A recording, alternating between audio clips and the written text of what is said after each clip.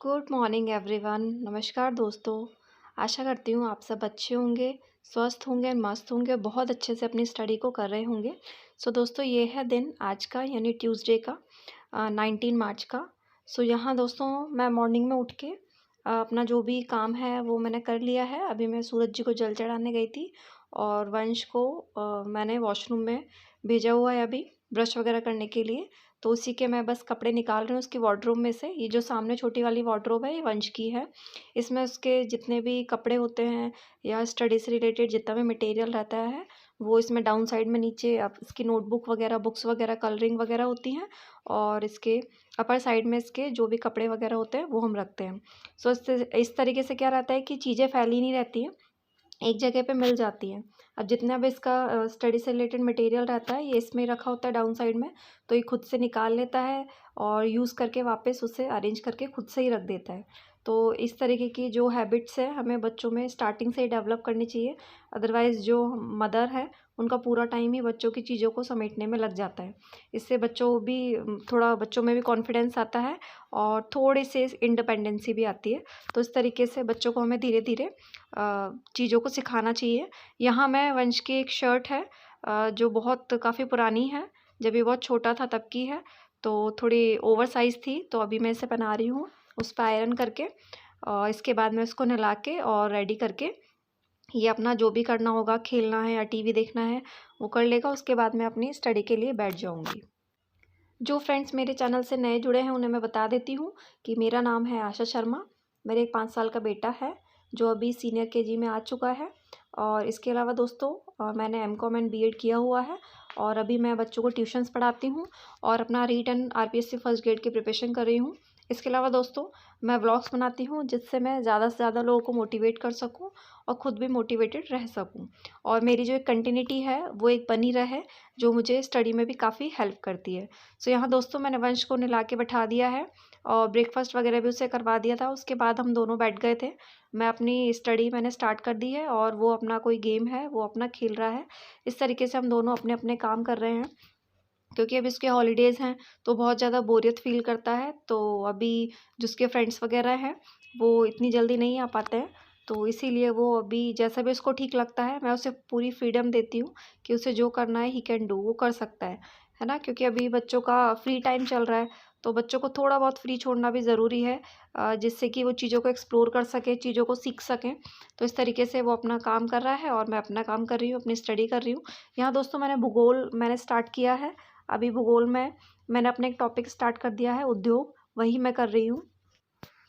दोस्तों काफ़ी सारे मेरे फ्रेंड्स हैं वो बुक्स के बारे में पूछ रहे थे कि फ़र्स्ट पेपर की बुक्स के लिए।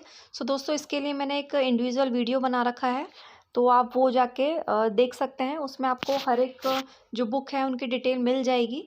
तो उससे आप अपना जो भी है जो भी अपनी स्टडी की जो भी स्ट्रैटेजी बनाना चाहते हैं आप बना सकते हैं। और कुछ आपको बुक परचेज़ करनी है या कोई गाइड लेनी है तो उसमें दोस्तों मैंने सारी इन्फॉर्मेशन प्रोवाइड की है, तो वो व्लॉग आप जाके देख सकते हैं। इसके अलावा दोस्तों एक मेरे सब्सक्राइबर हैं, उनका एक कमेंट आया था कि वो फर्स्ट ग्रेड की फर्स्ट पेपर की कोचिंग ले रही हैं तो उन्हें समझ नहीं आ रहा है किस तरीके से मैनेज करें। सो दोस्तों देखिए सबसे पहले तो मैं आपको बता देती हूँ, अगर आप कोचिंग ले रहे हैं तो आपको सिर्फ कोचिंग पे डिपेंड नहीं रहना है।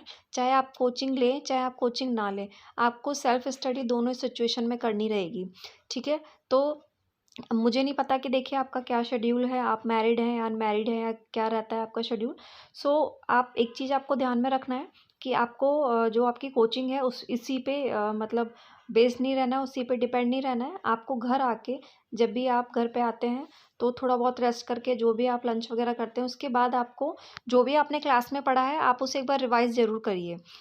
और आपका जो भी शेड्यूल रहता है उसके अकॉर्डिंग आप इस तरीके से अपना जो टाइम टेबल है वो बनाइए जिससे कि आप ज़्यादा से ज़्यादा रिवीजन कर सकें, है ना।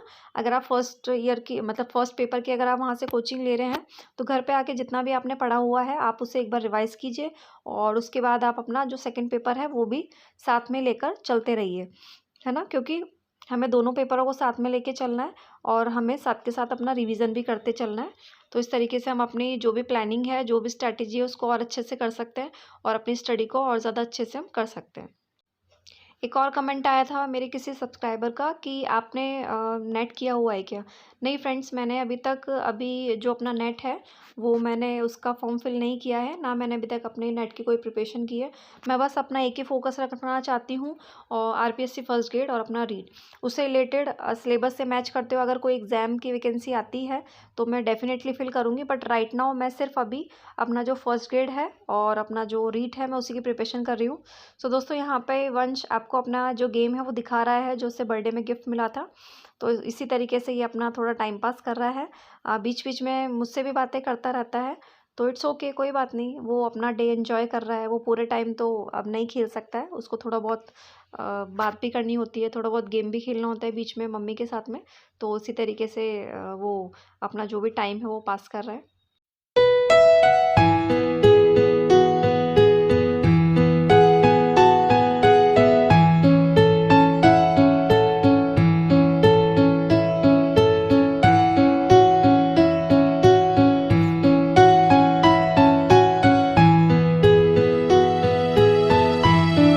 देखिए दोस्तों, टाइम कितना जल्दी भाग रहा है, हमें पता भी नहीं चल पा रहा है। आज हमारा 19 मार्च हो गया है और देखते-देखते कुछ टाइम बाद हमारे इस ईयर के 3 मंथ भी जा चुके होंगे। सो दोस्तों, जितना हो सकता है अपना जो भी आप सिलेबस कर रहे हैं, वो प्लीज़ आप अपना जल्द से जल्द कंप्लीट कर लीजिए, जिससे कि आप ज़्यादा से ज़्यादा रिवीज़न कर पाएँ। ठीक है दोस्तों, कुछ मेरे फ्रेंड्स हैं जो एमसीक्यूज़ की बुक के बारे में भी पूछ रहे थे, जो मैं ऑलरेडी बता चुकी हूँ। नाथ पब्लिकेशन की बुक आती है, इतिहास की अलग आती है, कला संस्कृति की अलग आती है। अगर दोनों कंबाइंड में आती हों तो मुझे अभी इतना कुछ नॉलेज नहीं है, बट जहाँ मैं जिस शॉप पे गई थी वहाँ पे दोनों इंडिविजुअल आती हैं। तो उसमें काफ़ी सारे क्वांटिटी के क्वेश्चंस हैं और बहुत अच्छा, जब आप अपना चैप्टर रीड करेंगे, उसके बाद जब आप उसमें से एमसीक्यूज़ को सॉल्व करेंगे तो आपको बहुत अच्छा कॉन्फिडेंस आएगा और आपको एक्चुअल में जो टॉपिक्स हैं तब जाके आपको लर्न होंगे। तो डेफ़िनेटली आप इसे चूज़ कर सकते हैं। पर्सनली मुझे बहुत अच्छा लगा, दैट्स व्हाई मैं आप सबके साथ डिस्कस कर रही हूँ। अगर आपको किसी और ऑथर की समझ में आती है तो आप ले सकते हैं, ऐसा कोई कंपल्शन नहीं है कि आपको वही लेनी है। बट मुझे पर्सनली अच्छा लगा और इसमें इन्होंने जो आंसर्स हैं उनको डिटेल में इन्होंने डिस्क्राइब किया है, तो वो मुझे और भी ज़्यादा अच्छा लगा। काफ़ी सारे क्वेश्चंस हमारे कवर अप हो रहे हैं और आप ट्राई करिए दोस्तों कि आप परेशान मत होइए। अगर आपको एक बार रीड करने पे लर्न नहीं हो रहा है तो प्लीज़ आप परेशान मत होइए। किसी को भी एक बार रीड करने से लर्न नहीं होता है। आप उसे जब 2-3 टाइम रीड करेंगे, आप एमसीक्यू सॉल्व करेंगे 2-3 टाइम, उसके बाद जाके आपको लर्न होगा। तो इस तरीके से आप अपनी जो भी स्टडी है वो करिए और डेफ़िनेटली आप सक्सेस होंगे। अगर इसी तरीके से आप अपना टाइम मैनेजमेंट करके अपनी स्टडी को करेंगे तो डेफ़िनेटली दोस्तों, देखते ही देखते हमें पता भी नहीं चलेगा। एक दिन इसकी वैकेंसी भी अनाउंस हो जाएगी, फॉर्म भी निकल जाएँगे और हमारे एग्ज़ाम्स भी आ जाएँगे। ठीक है? तो तब तक का सफ़र हमें बहुत ही अच्छे से हमें मैनेज करना है और एकदम अच्छे से जो भी अपना टाइम है उसे मैनेज करके हमें अपनी स्टडी को भी मैनेज करना है। भारी बीमारी, दुःख तकलीफ़, प्रॉब्लम्स है दोस्तों, it's a part of life, ये आते रहेंगे, चलते रहेंगे। बट प्लीज़ किसी भी रीज़न से, किसी भी कारण से आप अपनी स्टडी को बीच में स्किप मत करिए। ठीक है? अगर आप बहुत ज़्यादा परेशान हैं तो आप 1-2 दिन का गैप ले लीजिए, क्योंकि गैप लेने से क्या होता है कि एक रिफ्रेशमेंट सा आता है। गैप भी ज़्यादा नहीं लेना है, अगर आप ज़्यादा गैप ले लेंगे तो आपका पढ़ने का बिल्कुल भी मन नहीं करेगा। अगर आप बहुत ही ज़्यादा आपको फिज़िकली कोई प्रॉब्लम हो रही है या फिर बहुत ज़्यादा ही परेशान हैं आप किसी चीज़ को लेके, तो आप हार्डली 1 डे का गैप ले लीजिए, ठीक है?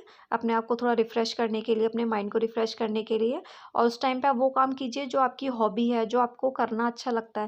जैसे लाइक किसी को मूवी देखना अच्छा लगता है, किसी को डिशेज़ बनाना अच्छा लगता है, जो भी आपको ठीक लगता हो, उसके बाद आप नेक्स्ट डे से अपनी पढ़ाई को रिज़्यूम कर सकते हैं, वापस से आप अपनी पढ़ाई को स्टार्ट कर सकते हैं। तो इस तरीके से दोस्तों, जो भी चीज़ें हैं, आप अपनी पढ़ाई को किसी भी कीमत पे आपको स्किप नहीं करना है, छोड़ना नहीं है, रुकना नहीं है ना? अगर आपने सोच लिया है आगे बढ़ना है तो डेफ़िनेटली आपको आगे बढ़ना ही है। यहाँ दोस्तों, वंश मुझे कुछ बात बता रहा था जिसके लिए मुझे बहुत हँसी आ रही थी, तो वही एक डिस्कशन चल रहा था। तो इस तरीके से हम दोनों की नोक-झोंक चलती रहती है और मेरी स्टडी भी साथ में चलती रहती है। काफ़ी फ्रेंड्स मेरे बोलते हैं कि आपको डिस्टर्बेंस नहीं होता। नहीं दोस्तों, बिल्कुल भी डिस्टर्बेंस नहीं होता। काफ़ी अच्छा लगता है कि चलो ठीक है, बच्चा है अपना, जो बचपन है एन्जॉय करेगा ही, बट हमें किसी भी रीज़न से अपनी पढ़ाई को रोकना नहीं है। ठीक है? ये चीज़ें हैं, ये तो साथ में चलती रहेंगी। किसी भी रीज़न से कभी भी हमें अपनी पढ़ाई को नहीं रोकना चाहिए, क्योंकि हम अपनी पढ़ाई को रोक कर देख चुके हैं, स्किप करके देख चुके हैं, हमें कुछ भी हासिल नहीं हुआ है ना? तो जो भी रीज़न हो, अभी हमें अपनी पढ़ाई को कंटिन्यू करना है। एक बात और दोस्तों आप सबसे मैं कहना चाहूँगी कि मैं ट्राई करती हूँ दोस्तों, जितने भी जेन्युइन कमेंट होते हैं मैं सबके रिप्लाई करूँ। बट इफ़ एनी केस अगर मैं किसी का रिप्लाई नहीं मतलब नहीं कर पाती हूँ, तो प्लीज़ आप बुरा ना मानें, इस चीज़ के लिए मैं क्षमा चाहूँगी।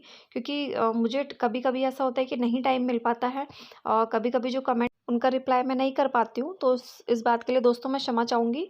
और जैसे ही मुझे जो जेन्युइन कमेंट्स लगते हैं और जिनको मैं रीड कर लेती हूँ, उनका मैं डेफ़िनेटली किसी न किसी फ़ॉर्म में मैं या तो कोई स्टिकर सेंड करके या जैसे भी मुझे ठीक लगता है, मैं रिप्लाई करती हूँ। ठीक है दोस्तों, इसके अलावा काफ़ी मेरे सब्सक्राइबर थे, वो इस चीज़ को प्लीज़ नेगेटिव वे में ना लें, ठीक है? आप थोड़ा-सा पेशेंस रखिए और अगर देखिए या तो मैं अब जैसे भी मुझे ठीक लगता है कमेंट बॉक्स में मैं उसका रिप्लाई कर देती हूँ, अदरवाइज़ जो भी मैं वीडियोज़ बनाती हूँ, उसके थ्रू मैं आपके जितने भी कमेंट होते हैं, उनके ट्राई करती हूँ कि मैं रिप्लाई करूँ। ठीक है? तो प्लीज़ आप इसे नेगेटिव वे में ना लें, इसे पॉज़िटिव वे में लें। क्योंकि मुझ पे भी काफ़ी सारा वर्कलोड होता है, तो पॉसिबल नहीं होता है कि मतलब हर एक उसका रिप्लाई करूँ। बट डेफ़िनेटली मैं जब भी देखती हूँ, जब भी मैं अपना मोबाइल चेक करती हूँ, मुझे नोटिफ़िकेशन दिखता है, तो मैं डेफ़िनेटली रिप्लाई करती हूँ दोस्तों। आप में से दोस्तों कितने लोग हैं जिनका कोर्स कंप्लीट हो गया है या कोई पर्टिकुलर सब्जेक्ट कंप्लीट हो गया है? प्लीज़ सभी आप लोग कमेंट बॉक्स में कमेंट करिए और अपनी-अपनी जर्नी को प्लीज़ शेयर करिए कि किसका कितना सब्जेक्ट हो चुका है और कितना जो सिलेबस है वो कंप्लीट हो चुका है। इस तरीके से हमें एक-दूसरे से बहुत ज़्यादा मोटिवेशन मिलेगी दोस्तों।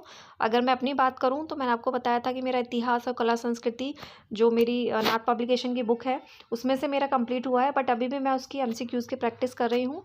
इसके अलावा मैंने अपना जो स्कूल मैनेजमेंट है वो वन टाइम कंप्लीट कर लिया है और अभी मैं अपना जो स्कूल मैनेजमेंट है वो मुझे उतना अच्छे से नहीं हो पाया था क्योंकि वो फर्स्ट टाइम किया था मैंने, तो मैं उसको साथ में लेके चल रही हूँ अभी। इसके अलावा मैंने पॉलिटी स्टार्ट की थी, उसके एटलीस्ट 3 टू 4 या आई थिंक 5 चैप्टर मैंने किए थे। 4 टू 5 आई थिंक चैप्टर किए थे, बट उसके बाद मुझे बोरिंग लगने लगी थी, तो अभी मैं अपना भूगोल मैंने स्टार्ट किया है। तो इस तरीके का मैं जो भी है साथ में मैं अपना रिवीजन भी लेके चल रही हूँ। ठीक है दोस्तों, तो मेरे ये चीज़ें हैं जो अभी तक कंप्लीट हुई हैं और सेकंड पेपर में अगर मैं बात करूँ कॉमर्स की, तो वो मेरा अभी साथ में चल ही रहा है। उसका कोई एज़ सच अभी इतना पोर्शन कंप्लीट नहीं हुआ है। उसका मैं ट्राई करूँगी कि मेरा मार्च तक उसका जो 11th और 12th लेवल का जो पोर्शन है वो मेरा कंप्लीट हो जाए। आई थिंक हो जाएगा, उसमें हार्डली 2 चैप्टर मेरा पेंडिंग है, तो वो भी मेरा दोस्तों कंप्लीट हो जाएगा। हम सभी लोगों की कोशिश है कि 2024 या टिल 25 जब भी हमारे एग्ज़ाम्स होते हैं, तब तक हम अपना सिलेक्शन ले लें। सो दोस्तों जितनी भी आप जी-जान लगा सकते हैं इस एग्ज़ाम के लिए लगा दें, ठीक है? जितनी चीज़ों को आप एडजस्ट कर सकते हैं या कॉम्प्रोमाइज़ कर सकते हैं आप कर लें। सिर्फ़ हार्डली 1 ईयर या 1 एंड हाफ ईयर की बात है, ठीक है? इसके बाद जो आपकी लाइफ़ होगी दोस्तों, वो एक आपकी ड्रीम लाइफ़ होगी और जो जॉब मिलेगी वो आपकी ड्रीम जॉब रहेगी, ठीक है दोस्तों? तो आपको उस जॉब को पाने के लिए सिर्फ़ आप ये समझिए कि लास्ट एग्ज़ाम है, इसके बाद आपको कोई एग्ज़ाम फ़ाइट नहीं करना और इस तरीके से आप अपनी पढ़ाई में लग जाइए, दिन-रात एक कर दीजिए। जितना भी पॉसिबल हो आप अपनी पढ़ाई को टाइम दीजिए और ट्राई करिए कि ये वैकेंसी अनाउंस होने वाली है, इसमें एक सीट हमारी किसी न किसी तरीके से पक्की हो और डेफ़िनेटली होगी दोस्तों, क्यों नहीं होगी। जब हम बहुत अच्छे से मेहनत करेंगे, दिन रात लग के मेहनत करेंगे, तो डेफ़िनेटली हमारी एक सीट पक्की होगी और जितनी भी मेरी बहनें हैं या मेरे भाई हैं, जितने मेरे सब्सक्राइबर हैं, तो हम एक पूरी फैमिली है, तो हम डेफ़िनेटली ट्राई करेंगे। आप मेरी हेल्प करिए, मैं आपकी हेल्प करूँगी। अगर किसी टॉपिक में आपको कोई कन्फ्यूज़न है या किसी बुक को लेके या किसी भी सब्जेक्ट को लेके, सो डेफ़िनेटली आप लोगों ने भी मेरी काफ़ी हेल्प की है और मैं भी आपकी काफ़ी हेल्प करूँगी जितना मैं कर पाई। सो इसी तरीके से हमें मिलकर अपना जो 2024 और 25 है, आगे आने वाली ईयर है, उसे हमें बहुत अच्छे से सक्सेसफुल बनाना है और हमें डेफ़िनेटली एक जॉब अपने लिए सिक्योर करनी है, जिससे हम अपना भविष्य और अपने बच्चों का भविष्य और ज़्यादा अच्छा कर सकें और जैसे हम एक्चुअल में लाइफ़ जीना चाहते हैं, वो हम जी सकें। है ना दोस्तों? हम सबको पता है कि जो भी हम लाइफ जी रहे हैं ये हमारी ड्रीम लाइफ नहीं है, ऐसा हम कभी नहीं जीना चाहते थे, ठीक है? इतने स्ट्रगल में। सो अभी हम स्ट्रगल कर रहे हैं वो हम अपनी आगे आने आने वाली लाइफ के लिए कर रहे हैं। तो आप इस तरीके से कोशिश कीजिए कि ये जो आपका अटेम्प्ट हो ये जस्ट आपका एक लास्ट अटेम्प्ट हो। इसके बाद आपकी जो भी जॉब है जिसके लिए भी आप फाइट कर रहे हैं, वो आपके लिए सिक्योर हो जाए और वो जॉब आपको मिल जाए। सो दोस्तों आई होप आपको मेरे व्लॉग्स पसंद आ रहे हैं दोस्तों। सो इसी तरीके से मेरे व्लॉग्स में बने रहिए। अगर आप चाहते हैं दोस्तों कि मैं किसी पर्टिकुलर टॉपिक को लेके वीडियो बनाऊँ, तो प्लीज़ आप मुझे सजेस्ट कीजिए और इसी तरीके से मेरे व्लॉग्स पे बने रहिए। ज़्यादा से ज़्यादा दोस्तों लाइक करें, सब्सक्राइब करें, ज़्यादा से ज़्यादा शेयर करें दोस्तों। जय Shri Ram. Thank you so much.